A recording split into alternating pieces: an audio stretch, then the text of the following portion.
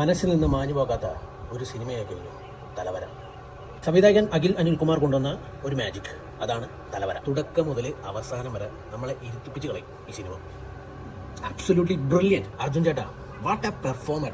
എനിക്ക് അതാണ് ചോദിക്കാനുള്ളത്. നിങ്ങൾ കലക്കി ഈ ക്യാരക്ടർ നിങ്ങൾ എടുത്ത് ചെയ്യാൻ കാണിച്ച മനസ്സിൽ അത് ബ്രില്യൻറ്റ്. ക്യാരക്ടർ ശരിക്കും പറഞ്ഞാൽ എന്നെ കുറേ കരയിപ്പിച്ചു.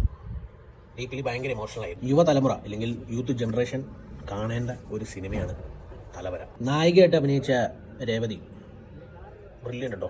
നല്ല അടിപൊളി പ്രപ്പോസലായി പോയി. നല്ല ക്യൂട്ടായിരുന്നു, അടിപൊളിയായിരുന്നു, നല്ല അഭിനയം. തമിഴ് ആക്ട്രസ് ദേവയാനി തലവര സിനിമയിൽ അർജുൻ ചേട്ടൻ്റെ അമ്മയായിട്ടാണ് ചെയ്യുന്നത്, ക്യാരക്ടർ ചെയ്തിരിക്കുന്നത്.